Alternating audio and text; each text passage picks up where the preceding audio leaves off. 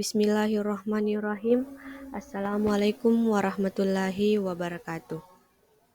Baik, di sini saya akan mempresentasikan tugas individu dari mata kuliah Pendidikan Kesehatan Sekolah.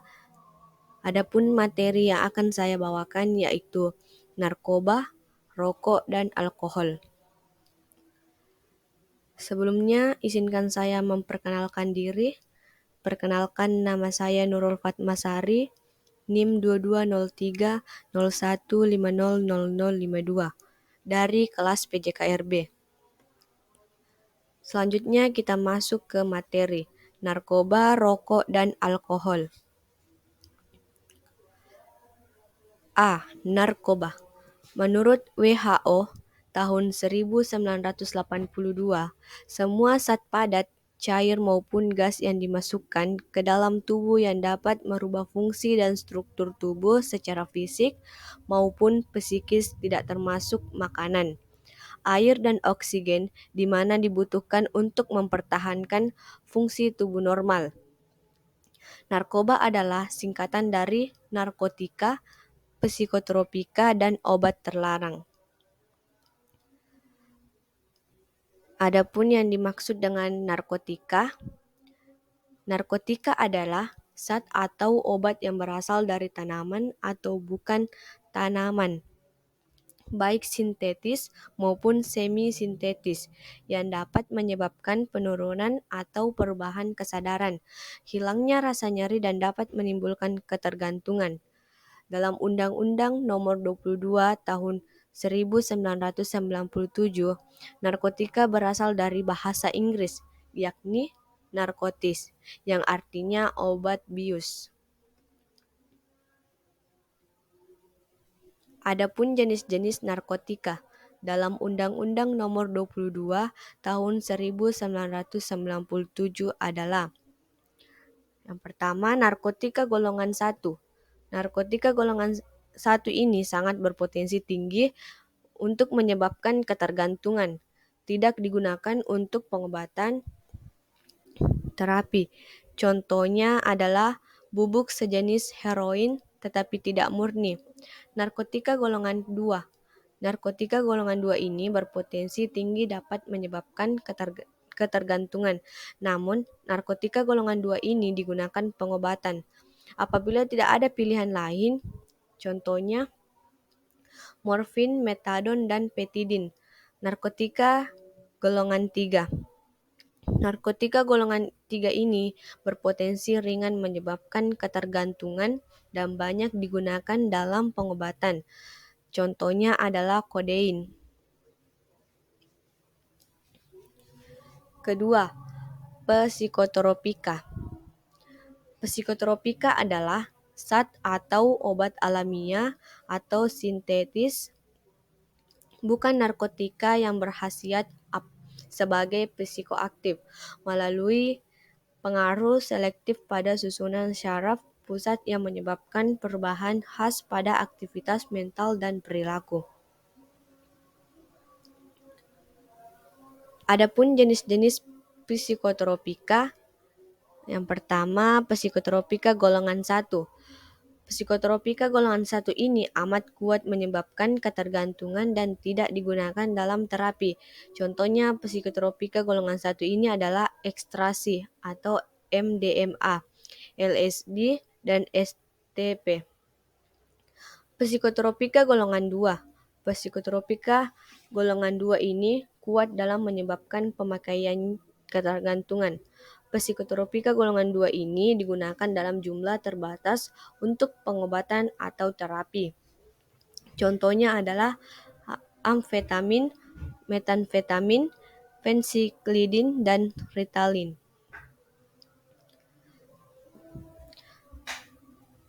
Psikotropika golongan 3.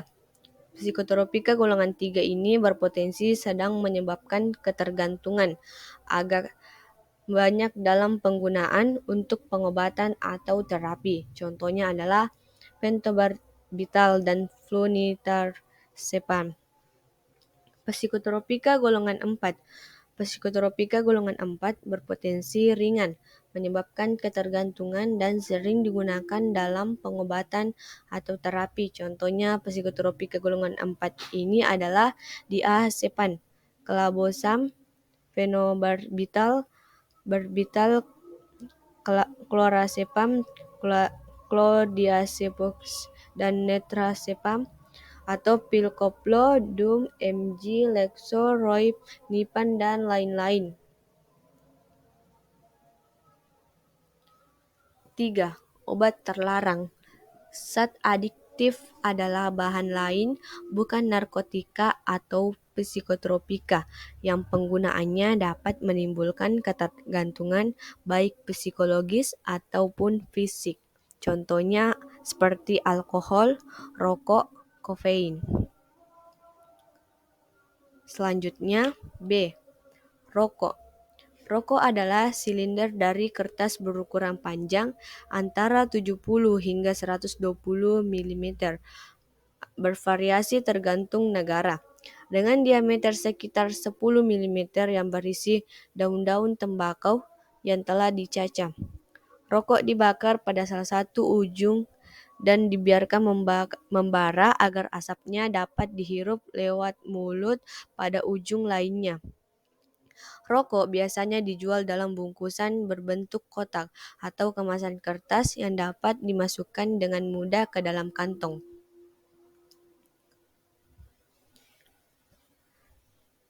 Zat-zat yang terkandung dalam rokok. Di dalam rokok banyak sekali zat-zat yang sangat berbahaya bagi kesehatan tubuh. Rokok yang sedang terbakar menghasilkan lebih dari 40.000 zat kimia. Banyak diantaranya yang bersifat toksik dan sekitar 40 zat kimia menyebabkan kanker. Nah, zat yang berbahaya yang pertama akrolein, 2 karbon monoksida, nikotin, amonia, hidrogen, asetol, pridin, metil klorid, metanol, tar, dan lain-lain.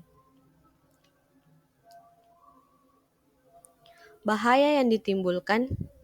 Nah, tentang bahaya rokok pada umumnya sudah banyak yang tahu, apalagi orang yang tiap hari menghisap rokok.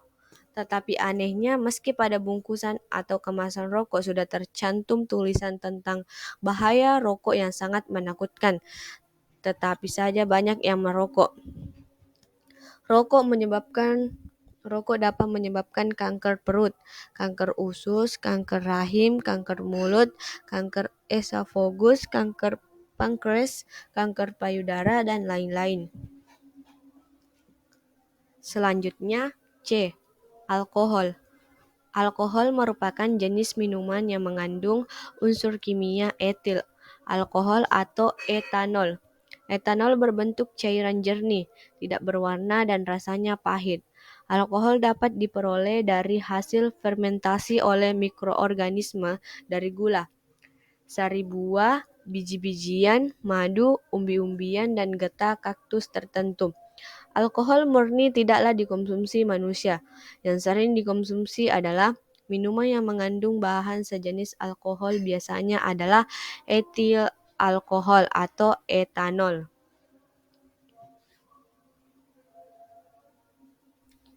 Akibat yang ditimbulkan dari minuman-minuman yang beralkohol pengaruh langsung setelah minum. Kehilangan keseimbangan tubuh, pusing merasa gembira, kulit menjadi merah, perasaan ingatan menjadi tumpul, dalam dosis tinggi menjadi mabuk, tindakan tidak terkontrol, dan kendali diri berkurang. Adapun faktor-faktor yang mempengaruhi kecanduan alkohol. Yang pertama, umur. Seseorang yang berusia belasan tahun merupakan faktor utama yang mempengaruhi seseorang untuk menjadi pecandu. Karena umur yang demikian memiliki potensi psikologis yang belum stabil, mereka cenderung untuk mencoba-coba. Kedua, lingkungan sekitar. Lingkungan masyarakat mempengaruhi seseorang meminum alkohol. Sebagai contoh, seseorang berteman dengan yang mempunyai kebiasaan meminum alkohol, maka lama-kelamaan ia akan ikut dengan temannya. 3. Genetik. Penelitian mengungkapkan bahwa genetik atau keturunan menjadi salah satu faktor utama bagi seseorang untuk menjadi pecandu alkohol. Keempat, kepribadian. Seseorang yang bersifat menurunkan kata hati, suka menghayal dan suka berfoya-foya akan menjadi faktor resiko menjadi pecandu alkohol. Hal ini perilaku yang tidak menjanjikan.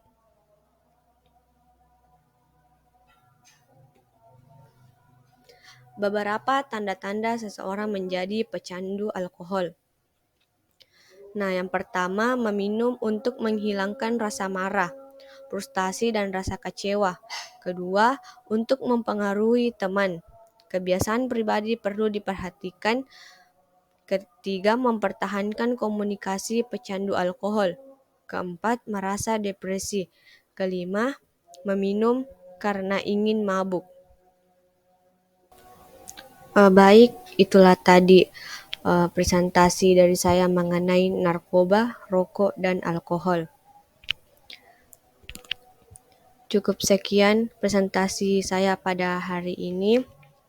Mohon maaf apabila ada salah kata maupun perbuatan. Saya Nurul Fatmasari pamit undur diri. Cukup sekian dan terima kasih. Assalamualaikum warahmatullahi wabarakatuh.